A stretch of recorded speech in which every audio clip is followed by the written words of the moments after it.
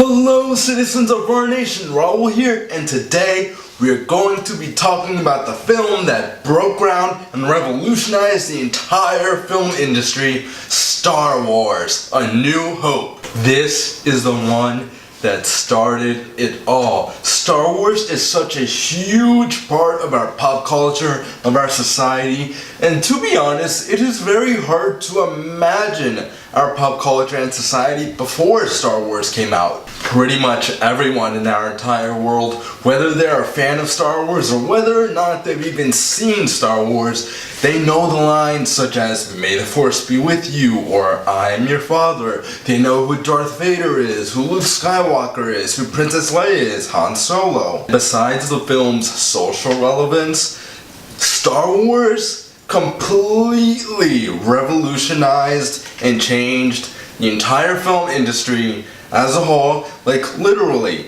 any single movie that comes out today, chances are it might not have even have happened if it weren't for Star Wars. I think that there are so many things that writer-director George Lucas completely, perfectly nailed in this first film.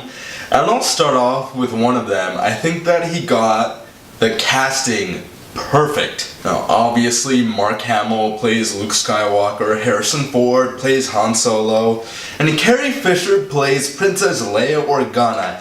And I gotta say, their individual performances were pretty freaking outstanding. They were all very charismatic and they had such great chemistry together on screen.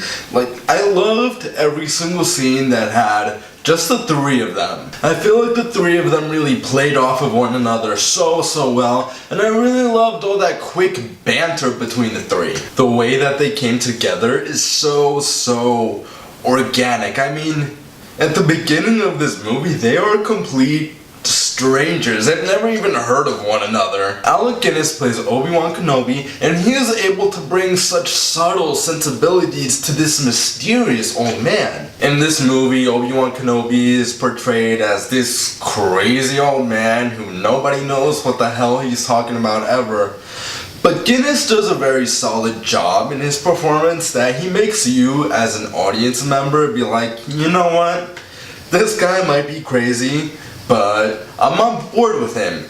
Guinness makes him a very likable and loved character. I like how he became this father figure for Luke Skywalker, and you just buy that relationship so well that at the end of the movie, when Obi-Wan Kenobi dies, you feel the pain, you feel this loss, you feel sorry for Luke Skywalker.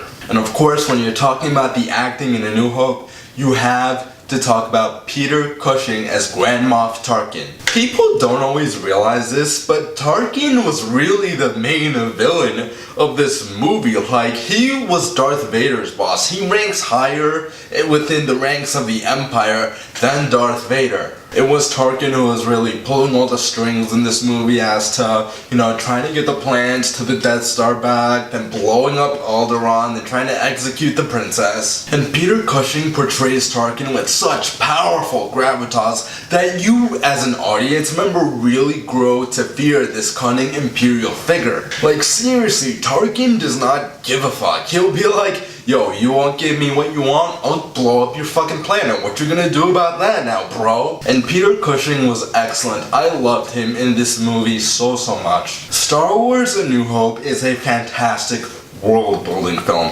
Like, whenever you watch this movie, you will feel like you are in the world of the film for its entire runtime. Whether you're on a moisture farm on Tatooine, if you're about to be crushed by a garbage compactor, or if you're in the middle of a trench run about to destroy the Death Star, you will feel like you are right there with these characters. And there are so many reasons as to why the film makes you feel like you are living inside of it. For one thing, other than the scenes that take place inside of the Death Star, the production design has a very lived-in feel to it. What I also liked about the production design in A New Hope is that every single planet and every single set piece, it felt very distinct from one another. Tatooine looks and feels very different from from Yavin. Yavin looks and feels very different from anything on the Death Star. I really like the creativity of the production design of Star Wars A New Hope.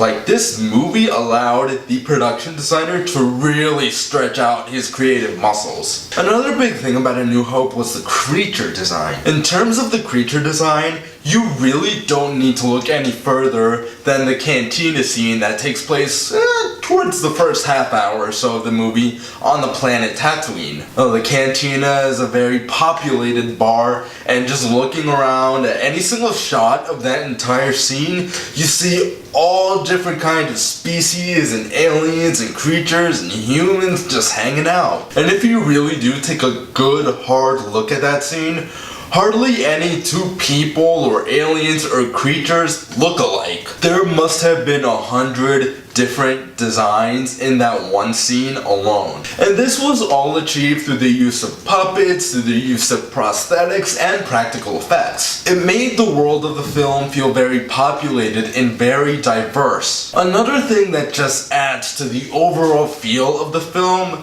is the sound design. Oh my god.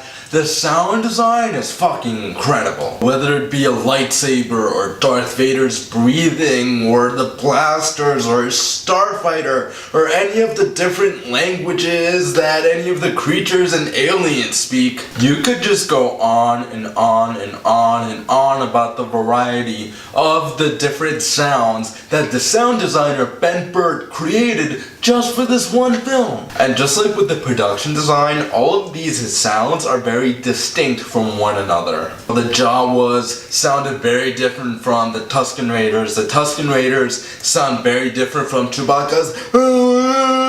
I'm sorry guys, that was my very terrible Chewbacca impression.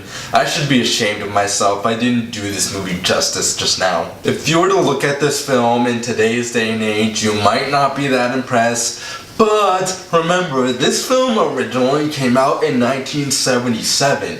There was very little technology in terms of sound design and sound mixing back then, so it is mind-boggling to me as to how Ben Burtt was able to create all of these iconic sounds. For example, Darth Vader's breathing, that is ingrained in our pop culture.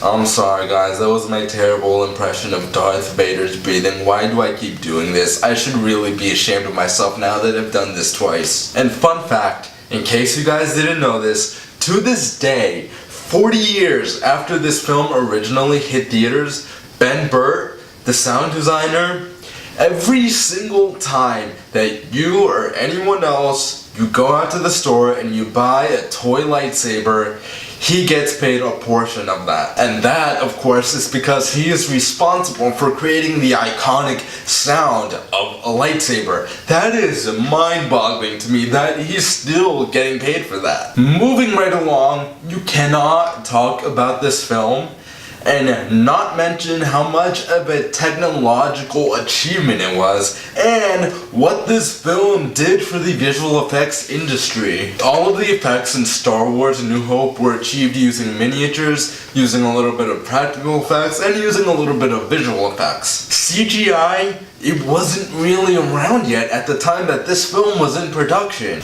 Therefore, the film's mix of practical effects and computerized effects, it really should be commended, because without CGI, this is so much more difficult. I don't think you guys really understand this. The lightsabers look real and great. The blasts from all the blasters look real and great. All of the explosions look fantastic. That entire ending sequence, you know, the big trench run at the end when all the X-Wings, they fly up into space and they try to destroy the Death Star in this huge space battle that goes on for like 15 minutes.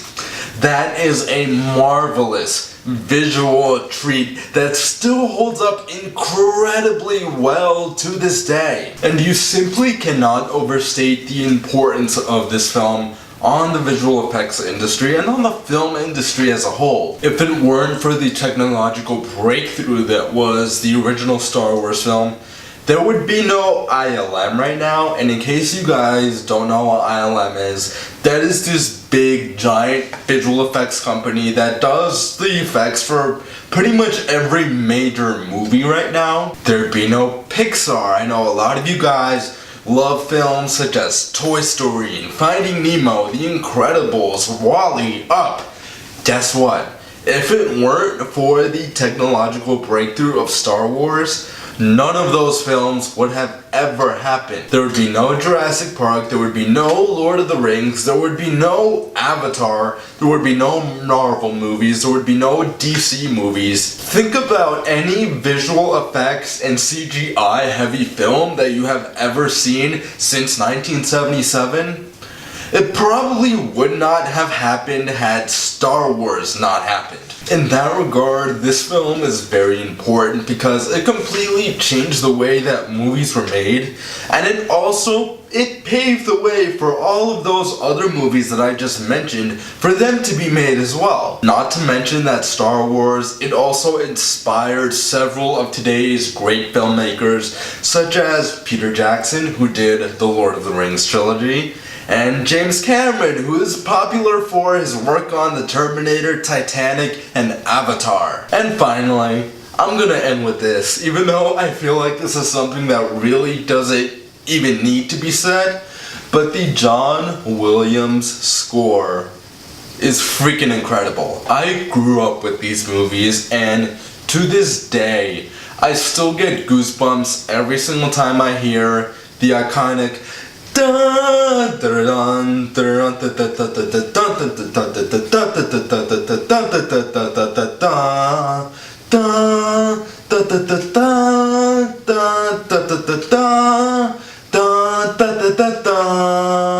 Overall, Star Wars: A New Hope is a revolutionary masterpiece of a film, and that's pretty much all that there is to say.